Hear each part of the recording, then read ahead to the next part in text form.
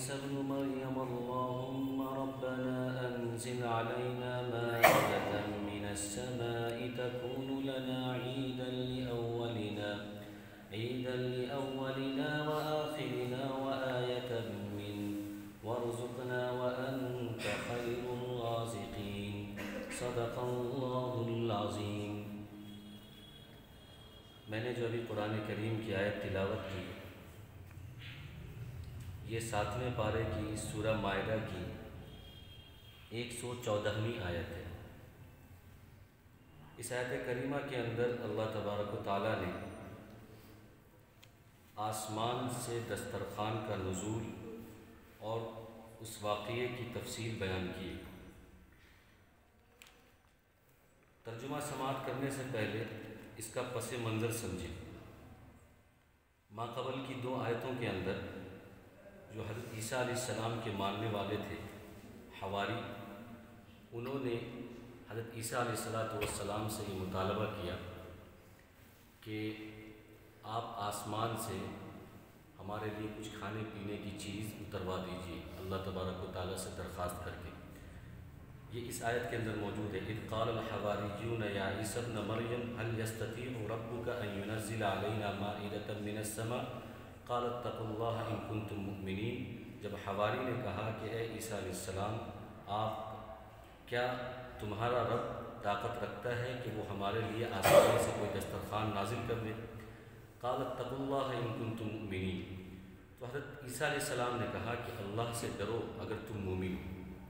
کیا مطلب یہ ہے کہ جب تم اللہ پر ایمان لاتے ہو تو مزید جو ہے معجزہ اتارنے کی درخواست نہ کرو، کیونکہ مومن کے لیے جائز نہیں ہے کہ وہ مطالبہ کرے کہ اگر تمہارے خدا کے پاس، تمہارے رب کے پاس یہ طاقت ہے تو آسمان سے یہ اتروا دو، وہ اتروا دو۔ یہ مومن کے لیے جائز نہیں ہے۔ تو ان لوگوں نے کہا کہ نہیں، ہم تو ایمان والے ہیں۔ حواری وہ لوگ تھے جو حضرت عیسیٰ علیہ السلام پر ایمان لے کر آتے تھے، وہ لوگ نہیں تھے جو حضرت عیسیٰ علیہ السلام کے مخالفین تھے، کیونکہ سابقہ قوم کے اندر یہ دستور جو ہے کثرت سے دیکھا گیا، یہ عادت کثرت سے دیکھی گئی کہ وہ اپنے نبی سے مطالبہ کرتے تھے، بے جا مطالبہ، کہ اگر تمہارا رب ایسا ہے، تمہارا دین سچا ہے تو یہ نازل کر دو، یہ لے آؤ، وہ لے آؤ، بیکار کے مطالبات وہ کرتے تھے۔ لیکن حواری ایسے نہیں تھے۔ حواری تو حضرت عیسیٰ علیہ السلام پر اور اللہ پر ایمان لاتے تھے۔ انہوں نے بھی جب مطالبہ کیا تو حضرت عیسیٰ علیہ السلام نے کہا کہ قال اتقوا اللہ، اللہ سے ڈرو، اس طرح کی باتیں مت کیا کرو۔ تو ان لوگوں نے کہا کہ نہیں، ہمیں اللہ کے ایمان پر یا ایمان لانے پر یا مسلمان ہونے پر یا آپ کی رسالت پر ہمیں کوئی شک اور شبہ نہیں ہے، ہم تو اس میں پکے ہیں۔ ہم تو اس لیے بول رہے ہیں کہ دلیل اگر آپ ہمیں دے دیں گے تو اور بھی ہم مضبوط ہو جائیں گے، کیونکہ دلیل سے دعویٰ اور مضبوط ہوتا ہے۔ اطمینان قلب کے لیے ہم بول رہے ہیں کہ ہمارا ایمان تو پکا ہے، ہم آپ پر ایمان لاتے ہیں، اللہ پر ایمان لاتے ہیں، اس میں کوئی شک نہیں ہے، اس میں کوئی ڈاؤٹ نہیں ہے۔ لیکن جب ہم اپنے آنکھ سے کوئی معجزہ کو اور کوئی دلیل کو دیکھیں گے کہ آسمان سے کوئی دسترخوان اترے گا تو ہمارا دل اور مطمئن ہو جائے گا اور ہمارا یقین بڑھ جائے گا۔ ہم صرف اس لیے پوچھ رہے ہیں، کثرت اطمینان کے لیے، اطمینان بڑھانے کے لیے، اور جو ہے اپنے اندر ایک طرح کا جو ہے سکون پیدا کرنے کے لیے ہم بول رہے ہیں، ہمارے ایمان میں کوئی شک نہیں۔ جب انہوں نے مطالبہ کیا کہ نہیں، آپ کو اللہ سے منگانا ہی پڑے گا دسترخوان، تو پھر اللہ تبارک و تعالیٰ سے حضرت عیسیٰ علیہ السلام نے دعا فرمائی۔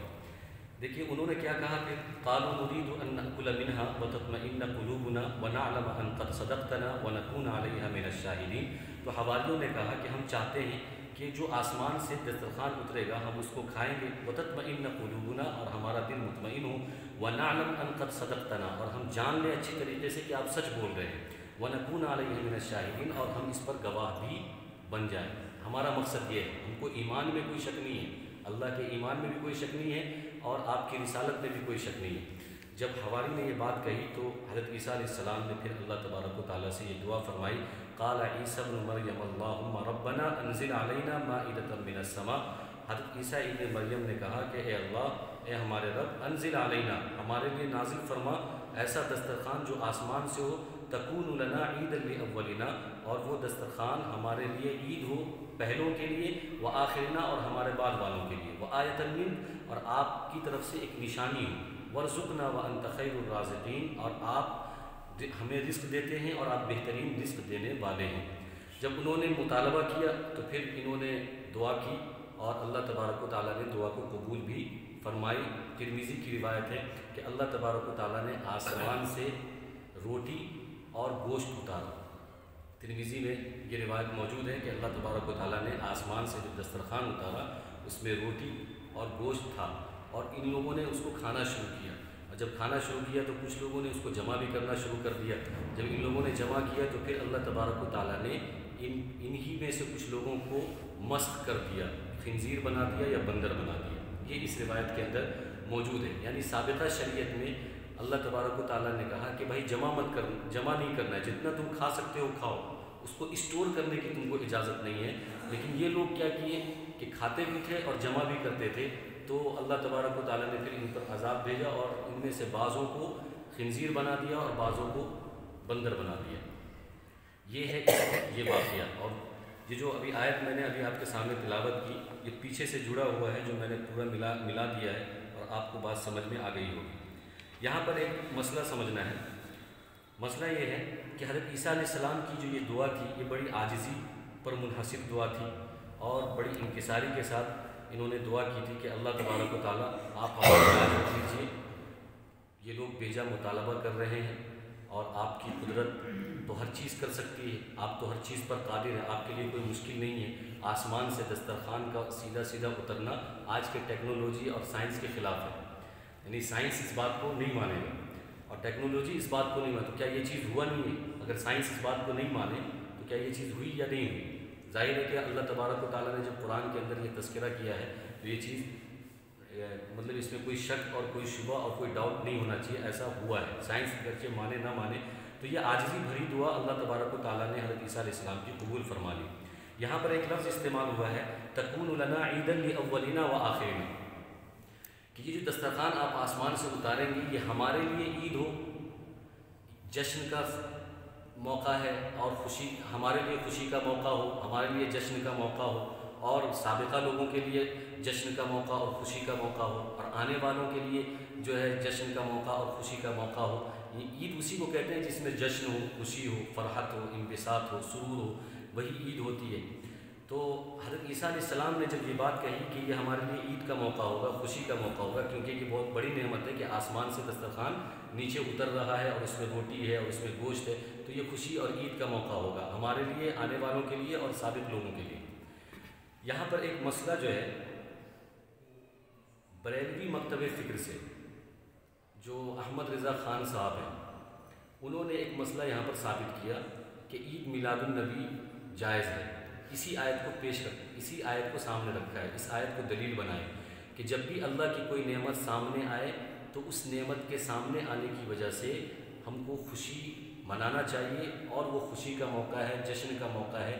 جس طریقے سے حضرت عیسیٰ علیہ السلام کے پاس آسمان سے دسترخوان اترا تو انہوں نے عید کا لفظ استعمال کیا کہ ہمارے لیے عید کا لفظ ہو، ہمارے لیے عید کا موقع ہے، اور سابقہ لوگوں کے لیے عید کا موقع ہے، آنے والے لوگوں کے لیے عید کا موقع ہے۔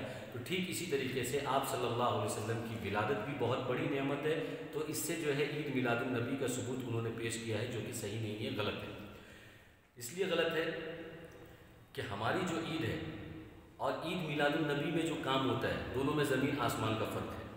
ہماری عید میں خوشی ضرور ہے، لیکن اس عید کے اندر بھی اللہ کی تحمید، اللہ کی تکبیر، اللہ کی پاکی، اللہ کی تعظیم بیان ہوتی ہے۔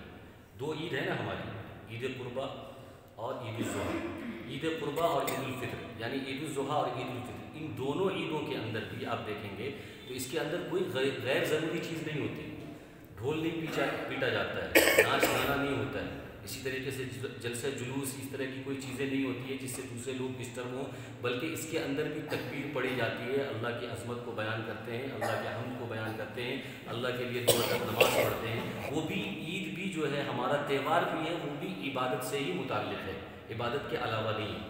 اچھا، جشن عید میلاد النبی جو ہوتا ہے ابھی جو گزرا ہے ربیع الاول میں، 12 ربیع الاول کو، اس میں کیا کیا ہوتا ہے؟ اس میں جو ہے ڈانس بھی ہو رہا ہے، اس میں ڈی جے بھی بج رہا ہے، اس میں پتہ نہیں کیا کیا خرافات ہوتا ہے، جیسے جیسے بڑھ رہا ہے ویسے ویسے خرافات بھی بڑھ رہا ہے۔ یہ دونوں ایک جیسی چیز ہے ہی نہیں، اس لیے اس آیت سے استدلال کرنا تو صحیح نہیں ہے۔ اس کی وجہ سب سے پہلی یہ ہے کہ یہ سابقہ شریعت کی بات ہے، یعنی حضرت عیسیٰ علیہ السلام کی شریعت کی یہ بات ہے۔ حضرت عیسیٰ علیہ السلام نے اس کو عید کہا۔ اگر یہ ہماری شریعت میں بھی ایسا ہوتا کہ کوئی نعمت اللہ کی طرف سے ملتی اور اس پر عید منایا جاتا تو اس کی وضاحت قرآن اور حدیث میں آ جاتی، اس کی وضاحت قرآن حدیث میں کہیں نہیں آئی۔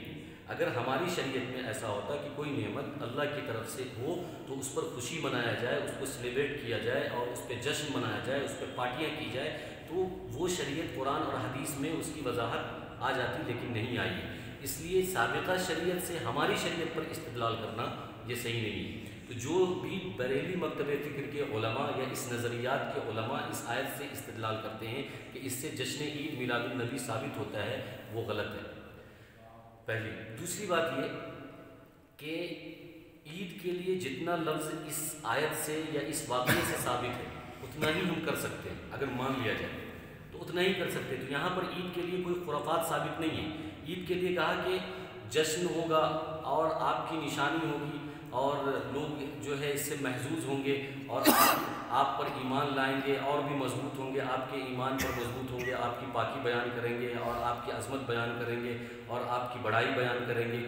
اس عید سے مقصود یہی عید ہے، ورنہ اس کے علاوہ اور کوئی چیز اس کے اندر نہیں ہے، اس آیت کے اندر اور کوئی چیز نہیں ہے۔ تو اگر کسی کو کرنا بھی ہو، کوئی نعمت اگر مل گئی اور اس پر اگر اس کو عید منانا ہے تو اس کو یہی سارا کام کرنا ہوگا، یعنی اللہ کی پاکی بیان کرنی ہے، اللہ کی عظمت بیان کرنی ہے، اللہ کے تسبیح بیان کرنی ہے، اللہ کی بڑائی بیان کرنی ہے۔ اس سے زیادہ کچھ کرنے کی اس کو اجازت نہیں ہوگی۔